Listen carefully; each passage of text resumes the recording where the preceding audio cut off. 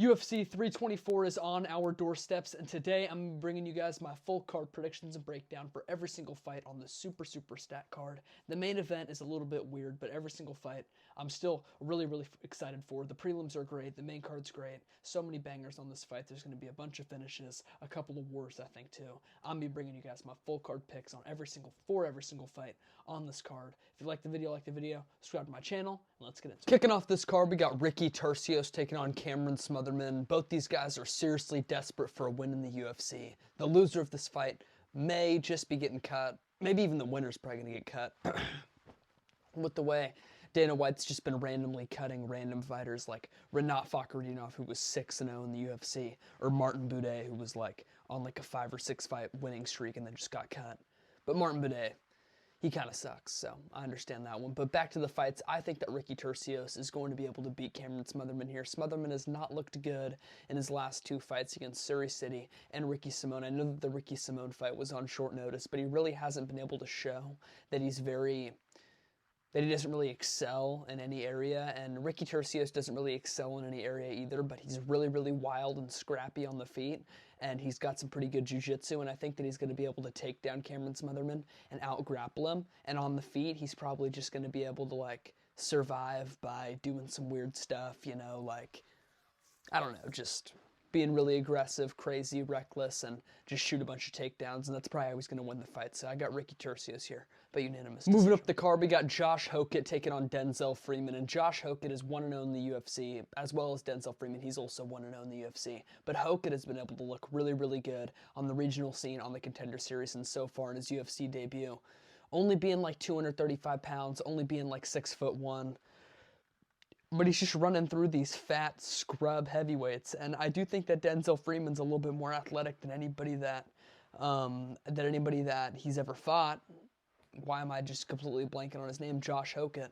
I think Denzel Freeman's more athletic than anybody Josh Hoit's ever fought, but I don't think Freeman's really any different than these NPC run-of-the-mill Apex level heavyweights, because Denzel Freeman had a straight sparring session out there with his opponent in his last fight, and it was just a awful looking fight where it was just the same level of just low intensity, like no output. It literally looked like we were watching like a sparring session of just kids going calf kick for calf kick, and they land a couple right hands every now and again, but it was an awful fight. It didn't really prove much, and it did not really give me hope in his fight here with Josh Hoit. We haven't seen Denzel Freeman grapple ever in the UFC. Josh Hoit's a pretty good wrestler. He also got a 30-second KO in his UFC debut. Maybe he puts the power and puts the mustard on Denzel Freeman, but either way, I think Josh Hoit gets it done, so give me Josh Hoit by first or second round TKO. Moving up the card, we got Alexander Hernandez taking on Michael Johnson. Both of these guys have been like win one, lose one fighters throughout their career, and now they're both on a pretty good win streak. The winner of this fight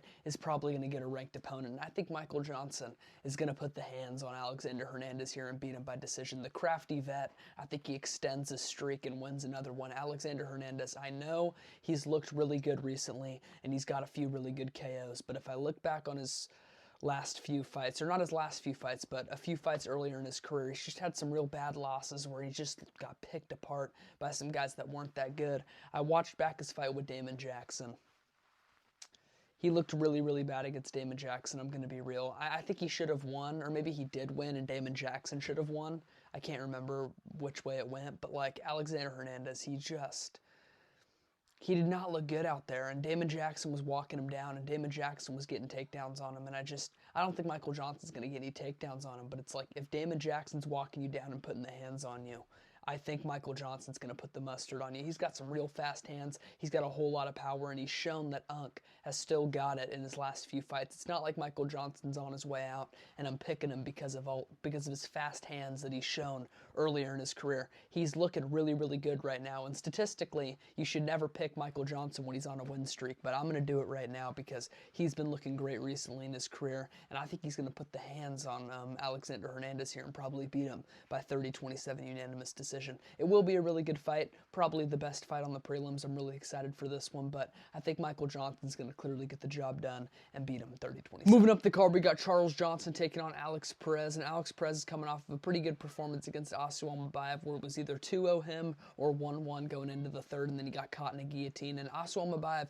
is pretty good. He's climbing the rankings, but I really don't think that he's championship level, and I kind of feel like Charles Johnson would probably handle Asual Mabayev if they ever fought, so I don't really rate that performance very highly looking into a fight like this. And Charles Johnson's got a lot of momentum right now. He knocked out Joshua Van a few fights ago. He did lose to Ramazan Temirov, who's a very good prospect, and Ramazan Temirov popped for a bunch of PEDs. I'm pretty sure he popped for like anabolic steroids, so it's like he popped for a bunch of stuff, and he's out for like multiple years. And that was, yeah, I mean, you know, they didn't take the win away from him though. You know, still a loss on Charles Johnson's record, but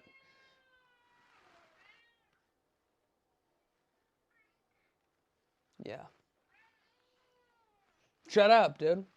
But yeah, I feel like they should have taken I think they should have taken the win away from Ramazan Temirov in that one. So in my mind, Charles Johnson is probably 3-0 in his last few fights, and he's on a pretty good win streak. He's beaten good competition, and I think he's going to very easily outstrike Alex Perez here. He's got a lot of power. He's got a lot of range at flyweight, and he's really, really active recently. Charles Johnson, he's got a lot of momentum. He's on a roll, and I think he's going to carry it into a win in this fight. Give me Charles Johnson here by, let's go with third round TKO. Moving up the card, we got Nikita Krylov taking on Modestas Picoscus, and this one I was really, really torn on before I made this. Both these guys, they're facing like opposite trajectories right now in their career. Modestas Picoscus, he's on the come up. He's at the peak of his career right now, and Nikita Krylov is definitely on the downfall. But I think that Bogdan Guskov, 2 months after getting flatlined by Dominic Reyes, are both a lot better fighters than Modestas Picoscus. And Modestas Picoscus, he's going to try to keep it a very clean kickboxing fight, you know, very clean, technical, keep him on the outside, you know.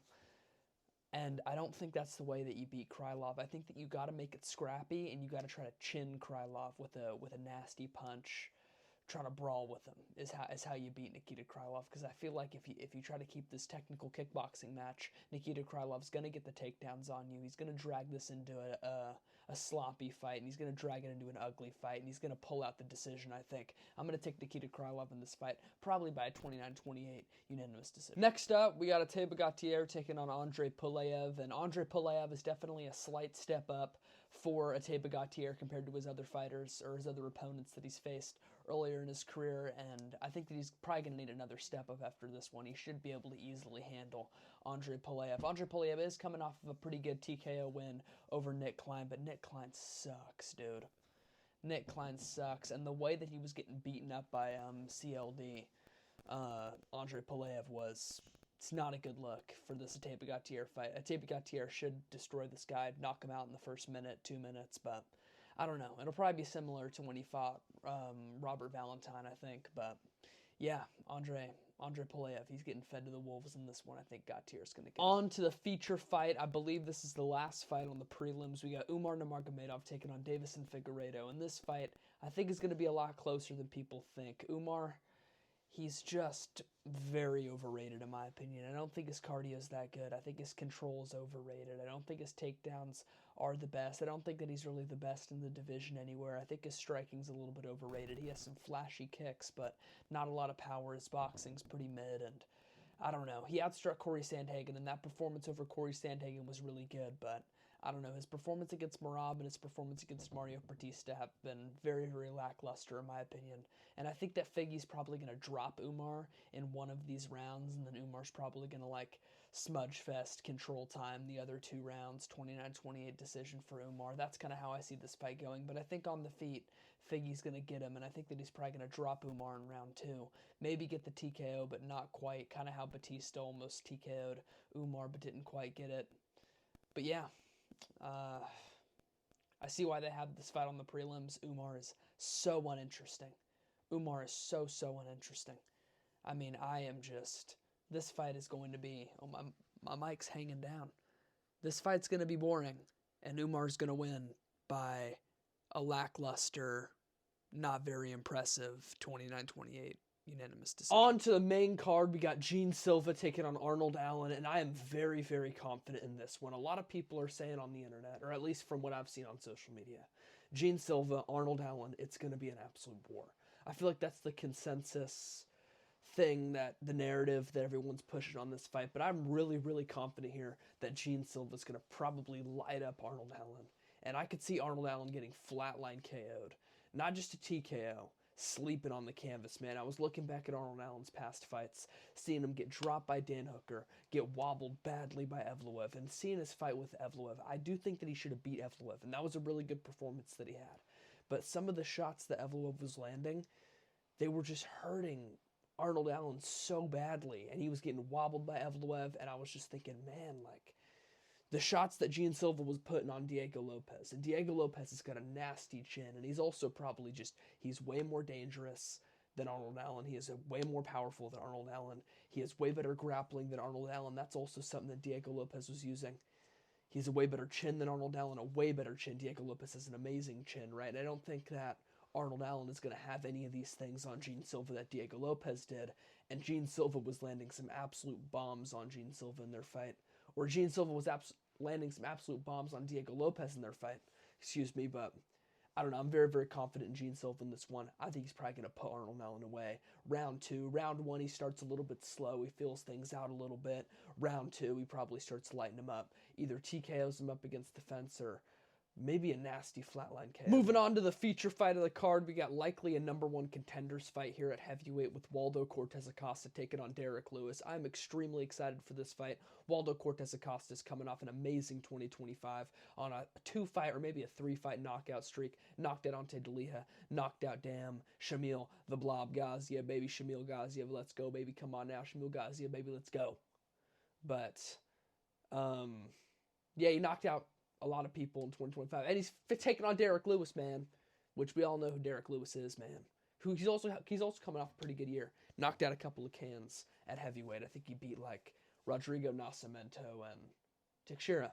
Yeah, he beat Teixeira, who's like 6'8", so that's a pretty good win, I guess. And dude, I kind of feel like Derek Lewis is gonna sleep Waldo Cortes-Acosta. I feel like Waldo Cortes-Acosta is the exact prototype of fighter that Derek Lewis is gonna walk in and sleep, dude, on the chin.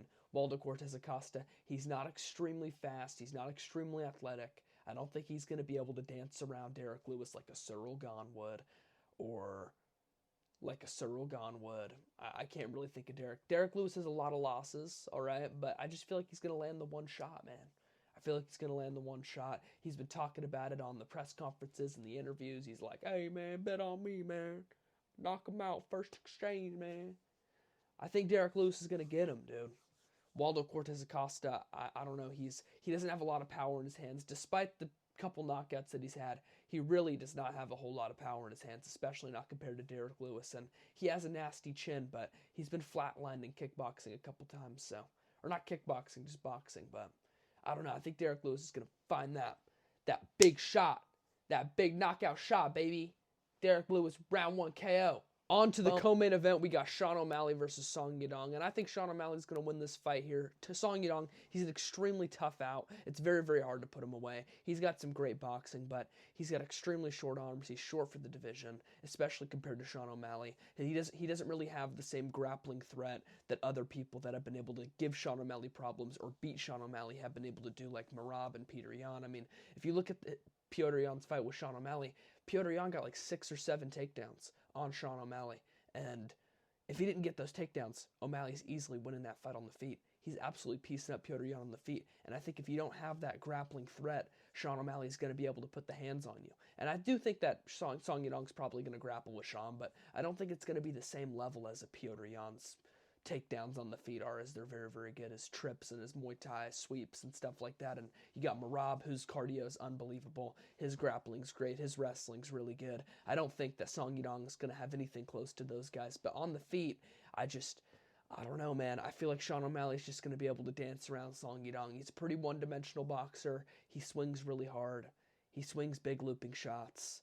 He didn't look that good against Henry Cejudo on the feet. Henry Cejudo was basically going tip for tap back and forth with him on the feet. And I just feel like Sean O'Malley's going to... I don't know if he's going to knock him out, but I think he's going to find that chin a few times. Probably beat him by unanimous decision. I don't know if Sean O'Malley's going to be able to find the chin and really put Song Yadong away. He's really, really hard to put away, but yeah, I think Sean O'Malley's going to win this fight fairly easily here, 30-27. On to the main event, we got Paddy Lot, taking on Justin Gaethje. I'm extremely excited for this fight. I've had this fight circled on my damn calendar, man, for a long time. I'm so excited to be making this video finally. I'm so ready to talk about this fight. Well, I've already made a video talking about this fight. I'm so ready to see this fight. I think Paddy subs him inside 2 rounds. Paddy Pimblett, he's going to get Gaethje down. Everyone's talking about how Gaethje's going to knock him out. It's absolutely ridiculous. Gaethje's an old man. His takedown defense is gone. It's withered away. He's not going to be... I mean, it hasn't withered away. It's never been there. Gaethje's takedown defense is so overrated. I don't even know where it even comes from. Just because he only gets taken down by the highest level grapplers or something. Fiziev had him in a triangle for like 3 minutes of round 1 and took him down like 3 times in the first 90 seconds. Rafael Fiziev was getting him down. He got him down like twice in the first 30 seconds. I feel like Paddy Pimblett's going to get him down. He's going to get him down.